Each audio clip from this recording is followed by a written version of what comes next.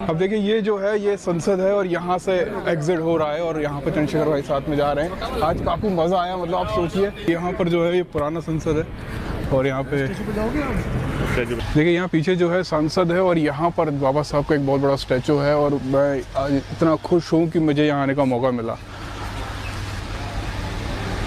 Thank you भाई। बाबा साहब speech करते थे।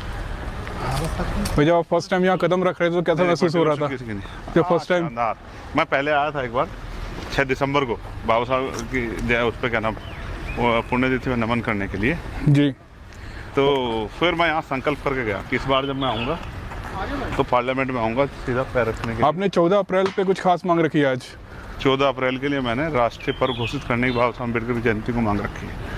मैं चाहता हूँ कि उनका जो है उनकी जयंती को समानता दिवस के रूप में मनाया जाए या संविधान दिवस के रूप में, कोई भी इस तरह से उसको उनको मनाया जाए जिनसे उनकी जयंती को सेलिब्रेशन वो ऐसा हो जैसा सेलिब्रेशन किसी और उसमें ना होता हो। बाबा साहब हमारे लिए, मेरे क्या देश की करोड़ों महिलाओं के लिए, किसानों के लिए, नौजवानों के लिए, मजदूरों के लिए वो आइडल है। उनका जीवन जो है संघर्ष वो बहुत बड़ा है। बिल्कुल। उनको उनकी जो है उनकी जयंती को, उनके बर्थ एनिवर्सरी को जो है राष्ट्रीय पर्व घोषित किया जाए, ऐसी हम लोगों ने मांग उठाई। यहाँ पर जो है ना एमपी का जो घर होते हैं, जो ऑफिस होते हैं वो मिले हुए हैं और चंद्रशेखर आज़ाद जो है अभी ऊपर बैठे हुए हैं, हम उनसे भी कुछ बात करेंगे। आइए चले। वो देखिए ऊपर चंद्रशेखर आज़ाद लिखा हुआ है। अगर कोई जितने भी लोगों को समस्याएं होती है ना वो यहीं पर आते हैं और यहाँ पर अपनी बातों को रखते हैं और ऊपर वो मिलेंगे। आओ मिलते हैं। देखिए आज जो है ना हमारे हाथ में भारत का संविधान है और हमारे साथ है चंद्रशेखर आज़ाद। और भाई बहुत बहुत धन्यवाद आपका भाई। मतलब मैंने कभी सोचा नहीं था कि मैं संसद के अंदर इस तरह से जाऊंगा और मैं मेरी इच्छा तो ये थी कि संसद के अंदर आपको संविधान दूं, लेकिन वहाँ बहुत सारा सामान अंदर ले जाने नहीं दिया जाता है, परमिशन नहीं था। ये जो है भारत का संविधान की ओरिजिनल कॉपी की एक प्रति है और ये मिलता नहीं है, मतलब जो गवर्नमेंट प्रिंट करता है वो तो मिलता ही नहीं है, लेकिन ये जो है सबके हाथों में पहुंच रहा है और ये एक एहसास दिलाता है। बाबा साहेब का जो उस समय के फोटोग्राफ्स हैं और उस समय के जो सिग्नेचर किए हैं बाबा साहब ने, वो सारी चीज़ें यहाँ पर मिलेंगी आपको। ये उस समय संसद में किस तरह से जो है भारत का संविधान बना। आप जब संसद में पहली बार एंट्री किए थे ना भाई तो बिल्कुल ऐसा दिल ऐसा खुश हो गया था ना, सीना चौड़ा हो गया था। और आज मैं कुछ बताता हूँ जी भाई। मैं 6 दिसंबर 2018 आई थिंक 2018 तो मैं फर्स्ट टाइम पार्लियामेंट में गया। बाबा साहब अम्बेडकर की जयंती का कार्यक्रम होता है तो मैं उस कार्यक्रम में शामिल होने के लिए गया और जब मैंने पार्लियामेंट को देखा तो एक साथी ने मुझसे कहा कि आओ नजदीक से देख लेते हैं। तो मैंने उनसे कहा कि मैं आज के बाद पार्लियामेंट नहीं आऊँगा। मैं पार्लियामेंट तब आऊँगा जब इसकी सीढ़ियों को चढ़कर मैं जाऊँ और मुझे रोकने के लिए किसी के हाथ ना हो। स्वागत करने में तो हूँ लेकिन रोकने वाले हाथ ना हो। क्या बात है। और ये भी एक मैं संकल्प बता रहा हूँ कि मैं उसके बाद जब पार्लियामेंट गया तो तभी गया जब मैं मेंबर ऑफ पार्लियामेंट बना। उन सीढ़ियों को मैंने नमन किया, बाबा साहब को याद किया, मैंने बाबा साहब को थैंक यू कहा। और ये बात मैंने तो इसलिए बताई आपको भाई कि मुझे चैलेंज लेने का बड़ा आनंद आता है। देखा है नेताजी ने मुझे चैलेंज किया कि ये पार्षद नहीं बन सकता तो मुझे लगा कि अच्छा कि ये बात कह दी। फिर सांसद बन के दिखाया। मैं धन्यवाद दूंगा नगीना के साथियों का, भीम आर्मी आजाद समाज पार्टी का, बहुजन चिंतकों का, बहुजन पत्रकारों का, बहुजन आंदोलनकारियों को, सबका धन्यवाद दूंगा जिन्होंने मुझे आर्थिक सामाजिक सहयोग किया, मेरी मदद की। कल भी मैंने एक चैलेंज लिया। क्या? कल मैंने सत्ता के एक मंत्री जी को सीने पे हाथ मार मार के सत्ता विपक्ष के लोगों को धमकाते हुए देखा। वो नेता थे देश के होम मिनिस्टर अमित शाह जी। अच्छा। जब अपनी बात रख रहे थे तो ऐसे सीने पे हाथ मार मार के और कह रहे थे ये कानून कैसे स्वीकार नहीं करेंगे, लोग स्वीकार करना पड़ेगा। लोग कह रहे हैं मुसलमान स्वीकार नहीं करेंगे वक्त के कानून। संसद का कानून है, सबको स्वीकार करना पड़ेगा। खुद का बिजनेस स्टार्ट करना है लेकिन इन्वेस्टमेंट नहीं करना? Yes, it is possible to start your own business with zero investment. तो आप घर बैठे बैठे एक इंश्योरेंस एडवाइजर बन के आराम से महीने का करना पड़ेगा। फिर मेरे मन में एक चैलेंज आया और मैंने अपने अंदर उस चैलेंज को एक्सेप्ट किया। अपनी डायरी में आज मैं वो नोट करूंगा। 24 घंटे के अंदर का मैं समय रखता हूँ। एक समय आएगा डेट के साथ मैं वो आपको डायरी दिखाऊंगा, इसमें मैंने चैलेंज लिया, उस चैलेंज को मैंने पूरा करके दिखाया।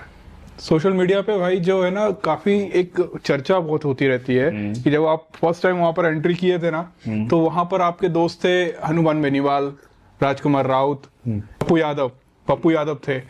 लेकिन जैसे जैसे समय बीत रहा है ना, वैसे आप जो है लोकसभा स्पीकर ओम बिरला के साथ नजर आ रहे हैं, या आप जो है अनुराग ठाकुर के साथ क्रिकेट खेलते हुए नजर आ रहे हैं, या राज सिंह जो हैं उनके साथ जो है आपको फोटो वायरल हो रहा है।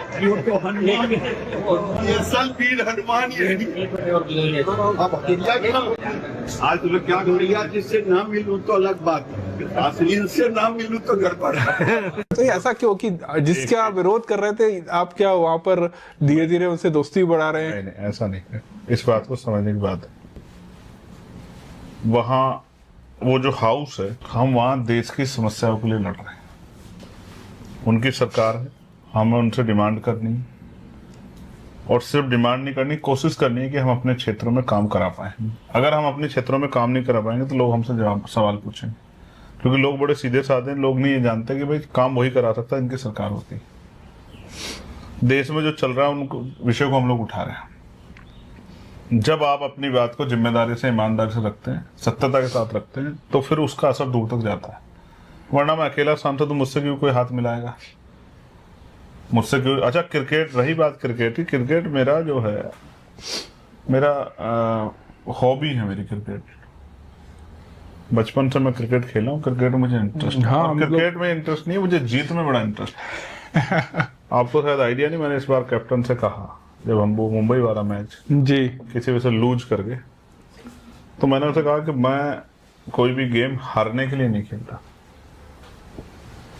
मैं अपनी तरफ से पूरा 100% देता हूं कि उस गेम को हम जीते। रही बात गिरिराज सिंह जी हमारे मंत्री एक सार्वजनिक कार्यक्रम में मिले। मैं अपनी बातों में था, इतना ध्यान में उनकी बातों पर नहीं दिया। एक बात मैंने उनकी सुनी, उन्होंने कहा कि ये अकेला वन मैन आर्मी है जिसने पूरी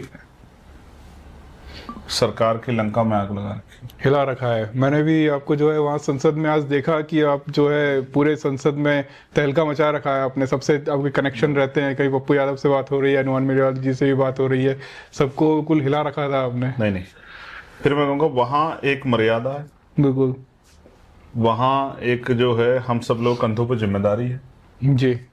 वहाँ हम वैचारिक रूप से लड़ सकते हैं, एक दूसरे की बात का कठोर जवाब दे सकते हैं, लेकिन वहां हम इस तरह के शब्दों का प्रयोग भी नहीं कर सकते जो शब्द जो है संविधान की जो मर्यादा उसका उल्लंघन करते हो। एंटी कॉन्स्टिट्यूशनल वर्ड, असंवैधानिक शब्दों का इस्तेमाल भी, चाहे कुछ भी नाराजगी हो जाए, सही बात है, हम उन शब्दों का प्रयोग, क्योंकि हमारे कंधों पर जिम्मेदारी, देश हमें देख रहा है, तो हम देश को ये भी संदेश देना चाहते हैं कि वो ये लड़ाई जो है अधिकारों की है, बुनियादी सुविधाओं की है, एक दूसरे के हकों पे जो उस तरह का अतिक्रमण उसको हटाने की है। लेकिन ये लड़ाई व्यक्तिगत नहीं है, जिस तरह की लड़ाई सरकारों ने करा रखी है, जिसमें एक दूसरे के समर्थक आपस में लड़ रहे हैं, कत्लेआम हो रहा है। हम हिंसा की राजनीति नहीं करते। मैं बुद्ध को मानने वाला व्यक्ति हूँ, गुरु रविदास को, कबीर जी को मानने, गुरु नानक देव को मानने वाला। हम हिंसा की राजनीति नहीं करते। बाबा साहब अम्बेडकर ने कब हिंसा का सहारा लिया? बाबा साहब अम्बेडकर के अंदर योग्यता थी, हर दल उनका सम्मान करता था। कांग्रेस ने उनको राज्यसभा मेंबर क्यों बनाया? वो तो कांग्रेस के खिलाफ, क्योंकि बाबा साहब अम्बेडकर के अंदर काबिलियत थी। तो हमने मेहनत करके अपनी छवि में और अपने काम के जरिए भीम आर्मी आजाद समाज पार्टी के जरिए वो एक ओरा बनाया अपना, कि हर कोई जिस ओरे को प्रभावित होना चाहता है, उसके बाद जुड़ना, उसको जानना चाहता है। रही बात मिलने और मिलाने की, तो कबीरदास जी का एक बहुत शानदार दोहा है जो सारी चीजों के लिए पर्याप्त है, कि संत ना छोड़े संगति, कोटि मिलेगा संग। इसका मतलब ये है कि संत जो होता है वो अपनी संगति नहीं छोड़ता, चाहे उसको कितने ही असंत लोग जो गलत तरह के विचार को मिल जाए। जैसे उदाहरण के तौर पे चंदन का जो वृक्ष होता है उसकी खुशबू बड़ी शानदार होती है, उसके चारों तरफ उसके ऊपर सैकड़ों सर्प लिपटे रहते हैं जिनके अंदर खूब बहुत विष होता है, उनके बाद भी चंदन अपनी शीतलता नहीं छोड़ता है। ये इस बात का उदाहरण है कि किसी के हाथ मिलाने से या गले लगने से मैं अपने विचारों और अपनी जो किरदार है उससे समझौता नहीं कर सकता हूँ। हाँ, ये बात मैं स्पष्ट आपको कर दूं कि जिस तरह से आज की सरकार काम कर रही है वो लंबे समय तक वो सरकार टिकी नहीं रहेगी। एक दिन इस सरकार को भी जाना पड़ेगा और ऐसी जाएगी कि वापस नहीं आएगी। भाई बहुजन मीडिया ने आपको जो है यहाँ तक पहुँचाया, यहाँ तक आप उसका हमेशा हर टाइम उसका एक रिस्पॉन्सिबिलिटी लेते हैं कि हाँ बहुजन मीडिया का यहाँ तक पहुँच पाए। आप उसके लिए क्या कर रहे हैं? ये बहुत बड़ा सवाल है। मतलब जितने भी बहुजन मीडिया वाले हैं, किसी जैसे आप जो वहाँ तक पहुँचे सांसद बने हैं, तो वहाँ पर अब उनके लिए क्या करें? क्योंकि ये सब वो लोग हैं जिनके पास कोई डिग्री नहीं है। आप समझ रहे हैं? 1% लोग होंगे जिनके पास डिग्री होगी, बाकी 99% ऐसे लोग हैं जो गाँव से उठे हैं। इनकी मान्यता के लिए इनको कुछ, इनका कुछ भविष्य हो, इनका कुछ फ्यूचर हो। अभी तक ये सवाल किसने मेरे सामने रखा नहीं। बेसिकली मैं वो जो अपने काम से अलावा जो अलग काम जो करता हूँ वो तब करता हूँ जैसे कोई समस्या मेरे सामने आती है। अगर बहुजन मीडिया के लोग मुझे किसी भी तरह का कोई प्रपोजल बना के देंगे कि सर हमारी ये मांग है, इसको आपको उठाना चाहिए, क्योंकि मैं तो मीडिया का काम नहीं करता हूँ। बिल्कुल, मुझे तो नहीं पता उनको किस तरह की परेशानियों का सामना करना पड़ता है। बिल्कुल। तो जब तक वो मेरे सामने कोई मांग नहीं रखेंगे, मुझे कोई बात नहीं बताएंगे, क्योंकि मैंने कई कॉन्क्लेव देखे हैं आपके होते हैं बहुजन मीडिया के, मुझे तो किसी में इनवाइट नहीं किया गया, तो मुझे क्या पता कि आपके यहाँ किस तरह की चर्चा होती है। बिल्कुल बिल्कुल भाई, मुझे आपकी कोई समस्या पता लगेगी तभी तो मैं कुछ बता पाऊंगा। मतलब आप ये बोल रहे हैं कि अगर यहाँ पर वो सब लोग एक प्रतिनिधि या कुछ लोग, एक चीज कहूंगा ना जी भाई, अब यहाँ बहुजन मीडिया भी मुझे कहना नहीं चाहिए, लेकिन वो भी दल के आधारित मीडिया हो गई। कुछ मीडिया तो ऐसी हैं जो पत्रकार जिनका सिर्फ काम है एक एजेंडा को चलाना, उनको अपने अंदर भी झांक के देखना चाहिए। जो मेरे पक्ष की खबर चला देगा उसको दूसरे पक्ष के लोग एजेंट कहेंगे, जो दूसरे पक्ष की खबर, ये तो बहुत चल रहा है भाई, उसको हमारे पक्ष के लोग बुरा भला कहने लग जाएंगे। हालांकि मैं अपने यहाँ मैंने बहुत कोशिश की है कि वो इस तरह के शब्दों का प्रयोग ना करें। बिल्कुल। लेकिन मैं फिर ये कहूंगा कि झूठ को परोसना, तो आप में और फिर गोदी मीडिया में फर्क क्या बचा है?